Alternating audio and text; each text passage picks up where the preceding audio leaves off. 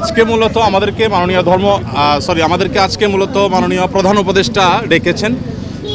তার ডাকে আজকে বিভিন্ন ধর্মের নেতৃত্বশীল ব্যক্তিবর্গ তারা এসেছেন এবং দেশের বিভিন্ন প্রান্ত থেকে সবাই আজকে সমবেত হয়েছেন। আমরা বাংলাদেশের মানুষ কেমন আছি, বিশেষ করে আমাদের অন্য ধর্মাবলম্বী যারা আছেন মুসলিম ছাড়া, তারা কেমন আছেন, তারা তাদের সেই অবস্থা ব্যক্ত করেছেন। তো আমরা লক্ষ্য করেছি যে এখানে আমাদের মধ্যে আলহামদুলিল্লাহ চমৎকার ধর্মীয় সম্প্রীতি বজায় আছে। সেটিকে সামনে আরও কিভাবে ভালোভাবে ধরে রাখা যায় সেজন্য আজকে আমরা কথা বলেছি, সবাই মন খুলে সবাই যার যার মতামত ব্যক্ত করেছেন এবং আমরা আমাদের জায়গা থেকে বলেছি যে এদেশের ওলামায়ে কেরাম, এদেশের ধর্মীয় নেতৃত্ব তারা তাদের জায়গা থেকে অত্যন্ত দায়িত্বশীল এবং দায়িত্বশীলতার কারণে কিন্তু আপনারা দেখেছেন যে আইনজীবী আলিফ হত্যাকাণ্ডের পরে সারা বাংলাদেশে মুসলমানরা অত্যন্ত ধৈর্য এবং সংযমের পরিচয় দিয়েছেন। বিগত সরকারের শেষের দিকে আপনারা দেখেছেন ফরিদপুরে দুইজন মসজিদের নির্মাণ শ্রমিককে অত্যন্ত নির্মমভাবে অন্য ধর্মাবলম্বীরা হত্যা করার পরও গোটা দেশের মুসলমানরা অত্যন্ত সংযমের পরিচয় দিয়েছেন। আমরা এটিকে যেমন সাধুবাদ জানিয়েছি, ঠিক তেমনিভাবে এটিকে ধরে রাখবার জন্য সংগ্রাম চালাচ্ছি। সিনিয়র বিভিন্ন ব্যক্তিবর্গ ছিলেন, জাতীয় মসজিদ বায়তুল মোকাররমের সম্মানিত খতিব ছিলেন, আন্দরকিল্লা শাহী মসজিদের খতিব সহ অন্যান্য ব্যক্তিবর্গ ছিলেন। প্রত্যেকেই একই সুরে কথা বলেছেন যে আমরা সম্প্রীতির বাংলাদেশ গড়ে তুলতে চাই। বাংলাদেশের মানুষ যেভাবে ধর্মীয় সম্প্রীতির উজ্জ্বল উদাহরণ তৈরি করেছে, এটা পৃথিবীতে আসলেই বিরল। কোনো প্রপাগান্ডায় যেন আমরা কেউ কোনোভাবে পা না দিই এবং আমরা যেন সবাই ঐক্যবদ্ধ থাকি, সেজন্য সবাই এখানে কথা বলেছেন। মুসলিমরা ছাড়াও অন্য ধর্মাবলম্বী যে সমস্ত নেতৃবর্গ ছিলেন তারাও কথা বলেছেন।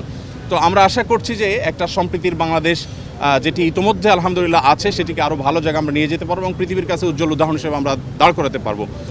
এখানে প্রত্যেকে যার যার জায়গা থেকে চেষ্টা করেছেন কথা বলার জন্য যে আমরা শান্তি সম্প্রীতি রক্ষা করবার জন্য কাজ করছি।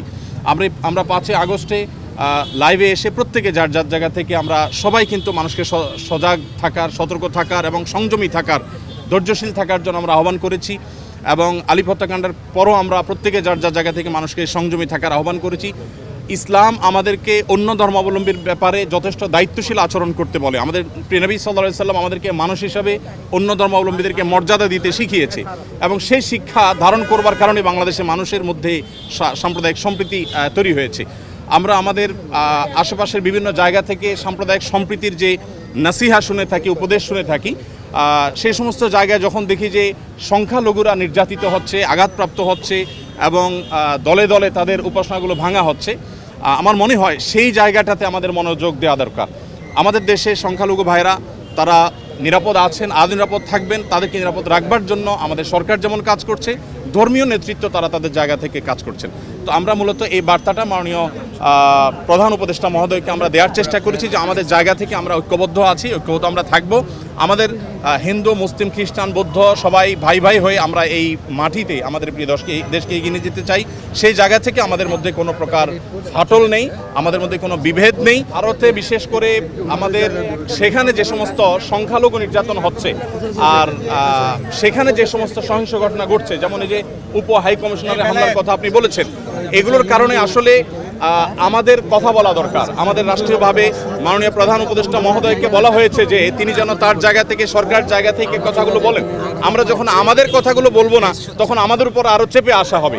এই কালচার থেকে বেরিয়ে আসার জন্য আমাদেরকে আমাদের অধিকারের কথা বলতে হবে। আমরা আজকে সেখানে যে আক্রান্ত হয়েছি কলকাতাতে, তার বাইরে যে মুসলমানরা আক্রান্ত হচ্ছেন সেখানে, সেগুলো নিয়ে আমাদের কথা বলতে হবে। তাহলে সেক্ষেত্রে হয়তোবা এই যে আজকে যে পরিস্থিতি আমরা মুখোমুখি হচ্ছি, যে আজকে আমাদের উপর চাপিয়ে দেওয়া হচ্ছে মিথ্যা প্রপাগান্ডা, সেটা থেকে আমরা উত্তরণের পথ হতে